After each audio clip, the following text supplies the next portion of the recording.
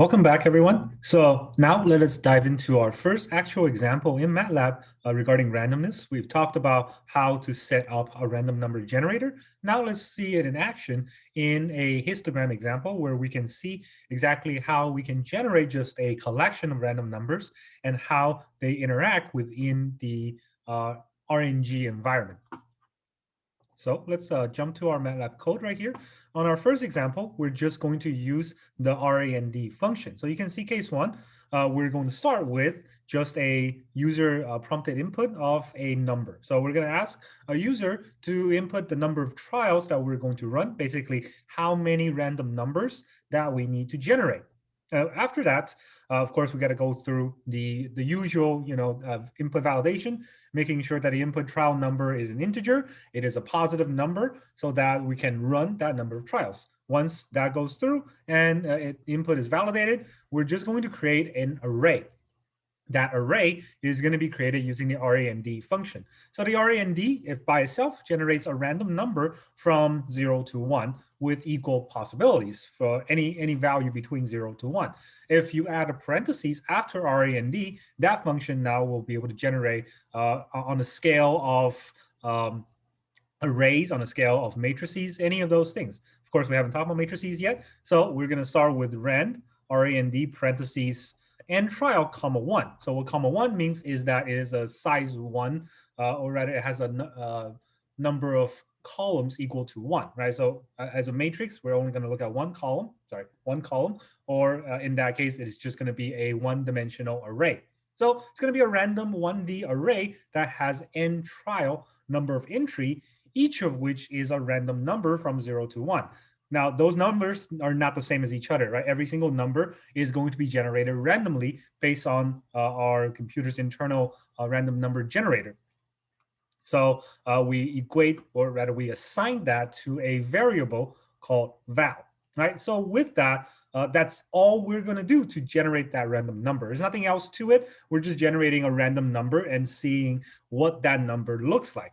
And that is then where we are going to look at the histogram. So we're going to create a histogram plot, and that's a new type of plot that we're going to talk about today. And that is going to be on figure 1 using the keyword histogram. So we use the keyword, and then we have the array val plotted inside of the histogram with a number of bars equal to 10. So a histogram is a bar graph, and with 10 means that we are going to have 10 bars, and MATLAB will automatically allocate each bar to be equal in size, or equal in width.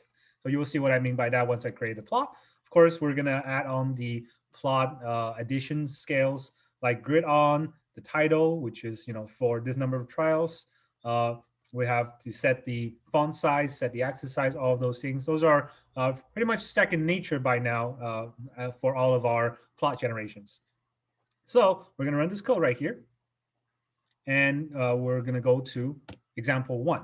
Right. So in example 1 is going to ask us for the number of trials. And like we mentioned last time in the lecture, we're going to look at small number of random numbers first, and then move on to larger and larger number of trials and see what kind of outcome that becomes. So at the small scale, let's try just creating 100 random number. Right, so once we run it, obviously MATLAB is going to generate 100 random numbers and then plot that on a scale. And our histogram looks something like this. So you can see we're creating a histogram that has 10 bars, right? Each bar is about 0.1 in width because we're generating a bunch of random numbers, and the minimum of which is close to 0, the maximum of which will be close to 1 or is 1. Right, so that's how the random number generator works. So MATLAB, because you have a collection of array with certain values, it automatically knows to assort them into 10 bins. Right, each bin will now be equal in length. So if you're sorting 0 to 1 within 10 bins, each bin will be 0.1 in width. All right, and then it's going to allocate how many values should be going into that bin as a histogram. So going into the bin from 0 to 0.1 is how many numbers are actually generated in the array that is between 0 to 0.1. The answer is for our random number generator, it turns out to be 12. And of course, that's for this iteration. If I run it again, I'm going to get different iterations. But I got 12 here from 0 to 0.1. I got 11 here from 0.1 to 0.2. I got 11 again from 0.2 to 0.3. Then I got 14 from 0.3 to 0.4. Of course, you can see the numbers that we generate for every single bin is a little bit different, right? There is no rhyme or reason as to why this is 14 or why this is only 9, right? That all of that is randomized.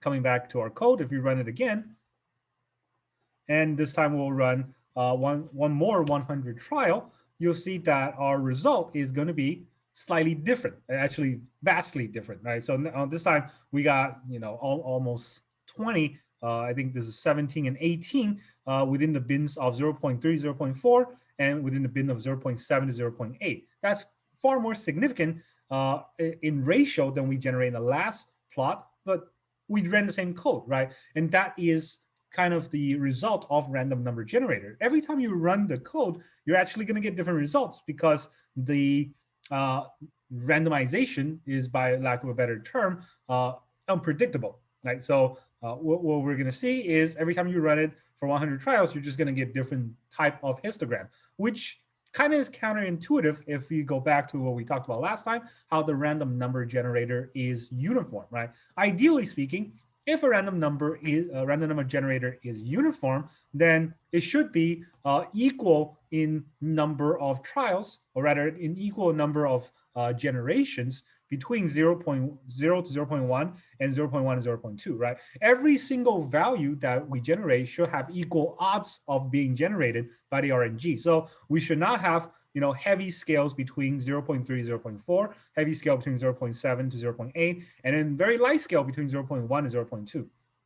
That is against the theory that we just explained in terms of how a random number generators work. And that is the difference between, and this is something you probably learned if you've taken statistics class, it is the difference between a random sort of calculation, a randomized mathematics, and stochastic mathematics. So in randomized mathematics, in statistics, the calculation is just based on a random odds, right? If you flip a coin, you have a 50% chance of getting heads and 50% chance of getting tails. But any coin that you flip, I have no way of telling you what are the results, right? I could tell you it's heads, I could be wrong. I could tell you it's tails, I could be wrong. So there are no definitive way that I can tell you what the outcome of a coin flip would be. But if you are to flip that coin, let's say 1 billion times, I can tell you that about 50% of the time, you're going to get heads. About 50% of the time, you're going to get tails. And that is how we can look at a stochastic calculation, a stochastic formulation in a lot of engineering process. What we're going to predict is not the outcome of one situation or one simulation, but rather a slew of large collection of simulations. Now let's go back to this example, and we're going to run this example again, but this time try a different number, right? So we're going to try example 1, but we're going to try a different number of trials. Let's try 1,000 trials. So if you run 1,000 trials, you'll see that looking at our histogram, it looks a little bit more flat. Obviously, we still get the peaks and the trough. It's not exactly flat, but it seems to be fairly close in ratio, right? The height, the highest generation is about 121. The lowest is about 85, or it's at 85 and at 121. So the difference between 121 and 85 is a lot closer in ratio than the difference between, what was it before, 20 or 18 to 9, right? That 18 is double of 9, whereas in 121 is only about 20% or 30% more than 85. So with 1,000 trials, we're getting closer to the actual representative of our uniform random number generator. But it's still not good enough, right? And that is the trick to stochastic mathematics, the stochastic calculations. It's the rule of large number. And that means even 1,000 trial is not good enough. And now let us take that to the extreme. And we're going to run this code one more time. And this time, we'll, example 1, we'll run it to 1 million. And I'm going to write it as 10 to the 6 powers, and that's 1 million. So we're going to get 1 million trials. And if we look at the histogram of 1 million trials, now this look almost flat. Obviously, we know it's not flat. You can see there are a little bit of height and a little bit of lows, right? The highest bar is about 100,400. The lowest part is about 99,240. So the difference in ratio between 100,000 and 400 and 99,260 is really only a few percent, probably not even. I don't want to do the math in my head. I'm probably going to be wrong that way. But the point is the ratio is going to be a lot closer. And that is how stochastic mathematics work, right? It scales down a lot easier into the uniform random number generator in MATLAB if we take it to a large extreme. Obviously, for a lot of our calculations, we don't have to go to 1 million trials to get to the result. And as we've shown before, in just 1,000 trials, we get fairly close to a representative of a uniform RNG. And so for a lot of our assignments, for a lot of our trials or example trials, we're going to take it to, a reasonable amount, right? So maybe 5,000, maybe 10,000. But in real life engineering applications, and especially in research, and a lot of computations where we have to take the number of trials to be representative of our actual outcome to a certain degree of confidence in our approximation, we probably have to take it to 1 million, take it to 2, 5, 10 million, sometimes even to 1 billion. In my research, I've done iterations up to several billion iterations. Of course, those will take forever. You got to let your computer run overnight. That's why we have supercomputers. That's why we have servers that are capable of handling large amount of computations. And that is where really all of these large amount of computations come in, right? So you hear about people talking about they need supercomputers to do their algorithms,